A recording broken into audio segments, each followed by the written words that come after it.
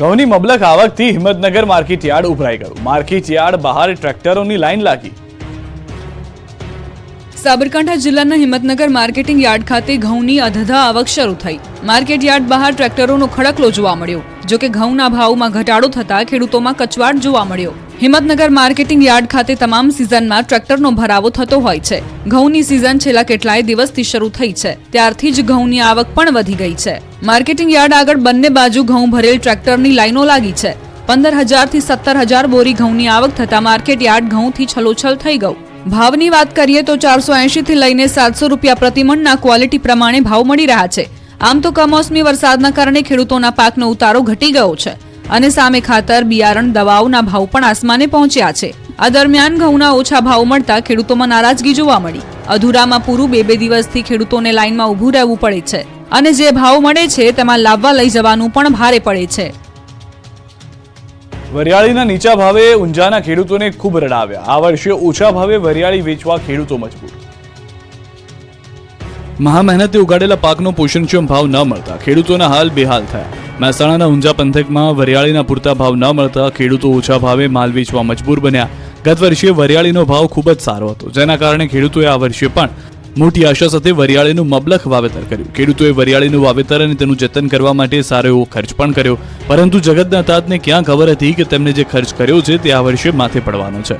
વરિયાળીનો ઓછો ભાવ મળતા ઊંઝા પંથકના ખેડૂતોની રાતાપાણીએ રોવાનો વારો આવ્યો, કેમ કે ગત વર્ષે એવરેજ જે વરિયાળીનો ભાવ 3,000 રૂપિયા આસપાસ હતો, જે વરિયાળીનો ભાવ આ વર્ષે 1,000 થી 1,400 અને 1,500 થી 2,000 મળી રહ્યો છે.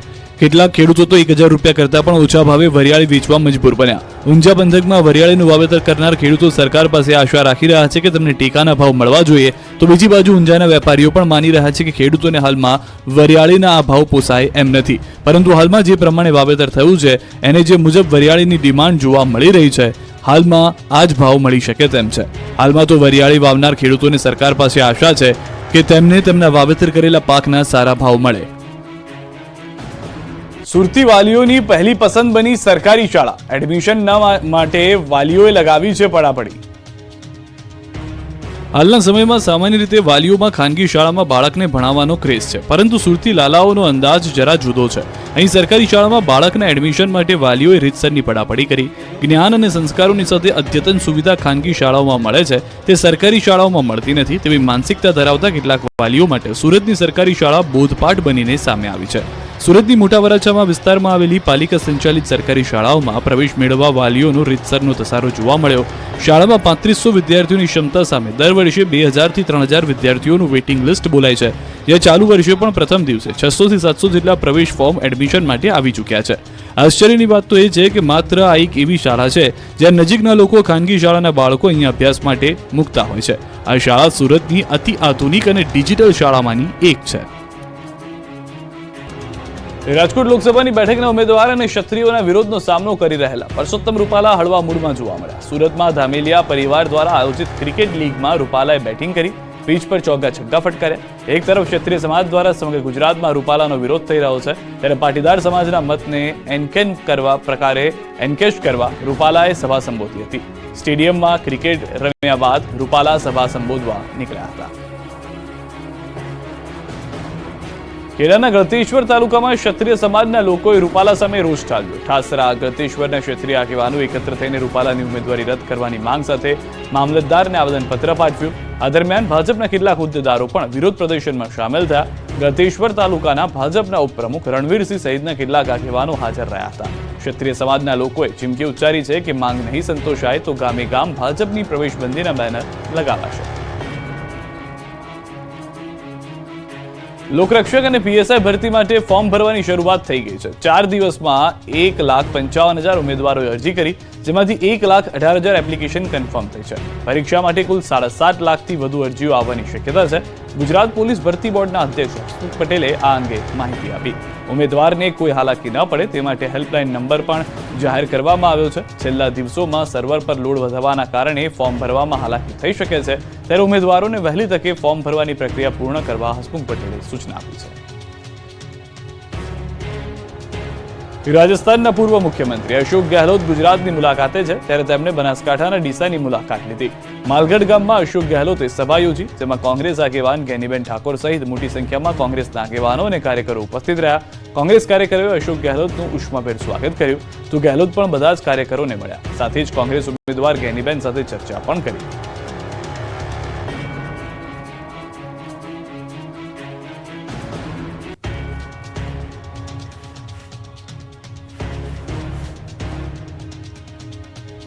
રાજ્યના વાતાવરણમાં મોટા ફેરફારના એંધાણ. 12 અને 13 એપ્રિલે કમોસમી વરસાદ ખાબકી શકે. ભર ઉનાળે ત્રાટકશે આકાશી આફત. 12 અને 13 એપ્રિલે માવઠાની આગાહી. રાજ્યના કેટલાક વિસ્તારોમાં બેવડી ઋતુનો માર છે. આ દરમિયાન હવામાન વિભાગે કહ્યું છે કે આગામી દિવસોમાં કમોસમી વરસાદ ત્રાટકશે. આગામી 3 દિવસ તાપમાન યથાવત રહેશે, પરંતુ ત્યારબાદ રાજ્યના વાતાવરણમાં મોટો પલટો આવી શકે છે. 12 અને 13 એપ્રિલ દરમિયાન રાજ્યના કેટલાક વિસ્તારોમાં માવઠું થાય એવી હવામાન વિભાગે આગાહી કરી. डे 5 की बात करेंगे, जहाँ पे मतलब लाइट रेन होने का पूर्वानुमान दिया गया है, वो जिले हैं वलसाड़, नवसारी और सूरत. और डे 6 की बात करेंगे तो डे 6 में कच्छ और बनासकांठा में लाइट रेन होने का पूर्वानुमान दिया गया है. જે સ્થળોએ વરસાદ થવાની સંભાવના છે તેના પર નજર કરીએ તો 12 એપ્રિલે વલસાડ, નવસારી, સુરતમાં એટલે કે દક્ષિણ ગુજરાતના કેટલાક વિસ્તારોમાં કમોસમી વરસાદના એંધાણ છે. આ ઉપરાંત 13 એપ્રિલે કચ્છ અને બનાસકાંઠામાં સામાન્ય વરસાદની આગાહી કરવામાં આવી છે. સુરતમાંથી ઝડપાયું નકલી શેમ્પૂ અને પાન મસાલા બનાવવાનું ગોડાઉન. બ્રાન્ડેડ કંપનીના નામે ઝડપાયો ગોરખધંધો. ઘી અને જીરું બાદ હવે નકલી શેમ્પૂ અને ગુટકાનો ગોરખધંધો પકડાયો. સુરતના ઓલપાડમાંથી નકલીનું નેટવર્ક ઝડપાયું. સુરતમાં જાણે કે નકલીનો કારોબાર ખુલ્લેઆમ ફૂલો ફાલ્યો હોય તેમ ડુપ્લિકેટ ઘી અને દારૂ બાદ નકલી શેમ્પૂ અને પાન મસાલા બનાવવાનું ગોડાઉન ઝડપાયું. બ્રાન્ડેડ કંપનીના નામે ડુપ્લિકેટનો ગોરખધંધો ઝડપાયો. ઓલપાડના માસમા ગામેથી ડુપ્લિકેટ શેમ્પૂ અને નકલી વિમલ બનાવવાની ફેક્ટરી ઝડપાઈ. માસમા ગામે આવેલી ચાંદ ઇન્ડસ્ટ્રીયલ એસ્ટેટમાં ગોરખધંધો ચાલતો હતો. ઓલપાડ પોલીસે બાતમીના આધારે દરોડા પાડ્યા, જેમાં નકલી વિમલ અને શેમ્પૂ બનાવવાના 3 મશીન, વિમલનું 700 કિલો ડુપ્લિકેટ રો મટીરીયલ અને રોલ ઝડપાયા. ઓલપાડ પોલીસના દરોડા દરમિયાન 1800 લીટર ડુપ્લિકેટ શેમ્પૂનું રો મટીરીયલ અને 37 પેકેટ કબજે કરવામાં આવ્યા. પોલીસે નકલી શેમ્પૂ અને પાન મસાલાનો જથ્થો અને રો મટીરીયલ મળી કુલ 50 લાખથી વધુનો મુદ્દામાલ કબજે કર્યો. વિરોધના વંટોળ વચ્ચે પરસોત્તમ રૂપાલા 16 એપ્રિલે ફોર્મ ભરશે. જંગી જનસભાનું પણ આયોજન. રાજ્યમાં ઠેર ઠેર ક્ષત્રિયોના વિરોધ વચ્ચે રાજકોટ લોકસભા બેઠક પરથી પરસોત્તમ રૂપાલા 16 એપ્રિલે ઉમેદવારી નોંધાવશે. ભાજપ પ્રવક્તાએ કહ્યું કે વિજય મુહૂર્તમાં રૂપાલા ફોર્મ ભરશે. ફોર્મ ભરતા પહેલા શહેરના બહુમાળી ચોક ખાતે જંગી જનસભાનું આયોજન થશે, જેમાં રૂપાલા સંબોધન પણ કરશે. ભાજપના દાવા પ્રમાણે 16 એપ્રિલે બહુમાળી ભવન ખાતે તે દિવસે 20 થી 25,000 લોકો પણ હાજર રહેશે. ભાજપે આ કાર્યક્રમને લઈને તૈયારીઓ પણ શરૂ કરી દીધી છે અને તૈયારીઓના ભાગરૂપે રાજકોટ ભાજપના વરિષ્ઠ નેતાઓ સ્થળની સમીક્ષા કરવા માટે પણ પહોંચ્યા હતા. મહત્વનું છે કે અનેક જગ્યાએ રૂપાલાના વિરોધમાં પોસ્ટર્સ લાગ્યા છે અને કેટલાક ગામોમાં ભાજપ નેતાઓના પ્રવેશ પર પ્રતિબંધ મૂકી દેવાયો છે. બીજી તરફ પરસોત્તમ રૂપાલાએ ચૂંટણી પ્રચાર શરૂ કરી દીધો છે. વિવાદના વંટોળ વચ્ચે આગામી 16 એપ્રિલ 2024ના રોજ પરસોત્તમ રૂપાલા પોતાનું ઉમેદવારી ફોર્મ ભરશે. જોકે રૂપાલા ફોર્મ ભરશે આ જાહેરાત સાથે ક્ષત્રિયો ઉકળી ઉઠ્યા અને ભવિષ્યની રણનીતિ ઘડવાની જાહેરાત કરી દીધી. ધંધુકામાં યોજાયેલા ક્ષત્રિય અસ્મિતા સંમેલનમાં ક્ષત્રિયો દ્વારા રાજકોટમાં એક વિશાળ સંમેલન યોજવાની જાહેરાત કરાઈ છે. જોકે સંમેલન ક્યારે યોજાશે તેને લઈને હજુ સ્પષ્ટતા બાકી છે. રાજ્યભરમાં આજે પણ રૂપાલા સામે વિરોધનો વંટોળ રહ્યો. અરવલ્લી, વડોદરા, ખેડામાં વિરોધ થયો.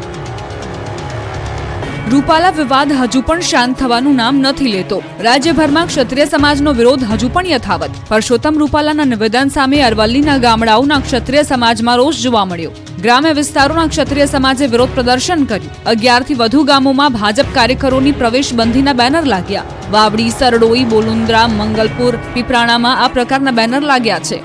માલજીના પહાડિયા, શીણાવાડ, કંભરોડા, ટુનાદર, ગોકુલ ગામમાં પણ બેનર લગાવવામાં આવ્યા. ક્ષત્રિય આગેવાનોની માંગ છે કે કોઈ પણ પ્રકારે રૂપાલાની ઉમેદવારી રદ કરવામાં આવે. આ તરફ વડોદરાના ડભોઈ તાલુકાના શાઠોદ ગામમાં બેનરો લગાવી રૂપાલા સામે વિરોધનો વંટોળ સર્જાયો. ગામમાં મુખ્ય પ્રવેશ દ્વાર પર રાજપૂત સમાજે બેનર લગાવ્યું. રૂપાલાની ટિકિટ રદ કરવાની ક્ષત્રિય સમાજની ઉગ્ર માંગ છે. રાજકોટ લોકસભાના ભાજપ ઉમેદવાર પરસોત્તમ રૂપાલાનો વિવાદ દિવસે ને દિવસે વકરતો જઈ રહ્યો છે. ત્યારે ખેડાના ઠાસરા અને ગળતેશ્વરના ક્ષત્રિય સમાજના આગેવાનોની બેઠક મળી. ઇન્દોર અમદાવાદ હાઈવે પર ફૂલબાઈ માતાના મંદિરે આગેવાનો એકત્રિત થયા. પરસોત્તમ રૂપાલાની ટિકિટ રદ કરવાની માંગ સાથે આગેવાનોએ સંકલ્પ પણ લીધા. રૂપાલા મામલે ક્ષત્રિય સમાજ મક્કમ છે. રાજ્યના અનેક વિસ્તારોમાં વિરોધના બેનર પણ લાગ્યા. ક્ષત્રિય સમાજનો વિરોધ યથાવત છે. એક તરફ દ્વારકાના ભાતીલ ગામમાં ક્ષત્રિય સમાજના લોકોએ રૂપાલાનો વિરોધ કર્યો. ગામના પ્રવેશ દ્વાર પર બેનર નોંધાવી રૂપાલાની ટિકિટ રદ કરવાની માંગ કરી તો બીજી બાજુ કચ્છના અંતરજાળ ગામમાં જ સૂત્રોચ્ચાર કરી વિરોધ નોંધાવ્યો. આ તરફ જેતપુરમાં વિરોધમાં ક્ષત્રિય સમાજના આગેવાનોએ મામલતદારને આવેદનપત્ર આપ્યું. મહિલાઓ કેસરી સાડી પહેરી વિરોધ કર્યો તો જૂનાગઢમાં ભાટી ગરાસિયા રાજપૂત સમાજે કલેક્ટરને આવેદનપત્ર આપી રૂપાલાની ટિકિટ રદ કરવાની માંગ કરી, જેમાં સોડવદર, ડેરવાણ, પસવાડા, વાઘણિયા, મંડલિકપુરના ભાટી ગરાસિયા રાજપૂત સમાજના આગેવાનો જોડાયા. આ તરફ અમદાવાદમાં ક્ષત્રિય સમાજ દ્વારા રૂપાલાનો અનોખો વિરોધ કરાયો. વિવાદિત નિવેદન બદલ ક્ષત્રિય સમાજ બોયકોટના બેનરો લગાવી વિરોધ કરશે. સામાજિક સંસ્થાઓ અને પરિવાર ઘરમાં રહી મહાઆરતી કે મીણબત્તી પ્રજ્વલિત કરી દેખાવો કરશે. રાજપૂત સંસ્થાઓની સંકલન સમિતિ દ્વારા વડીલો, યુવાઓ અને માતા બહેનોને આહવાન કરાયું. ગાંધીનગરમાં પણ રૂપાલાના નિવેદનથી ક્ષત્રિય સમાજમાં નારાજગી યથાવત છે. પેથાપુરમાં ગાંધીનગરના ક્ષત્રિય સમાજના લોકોએ બેઠક યોજી.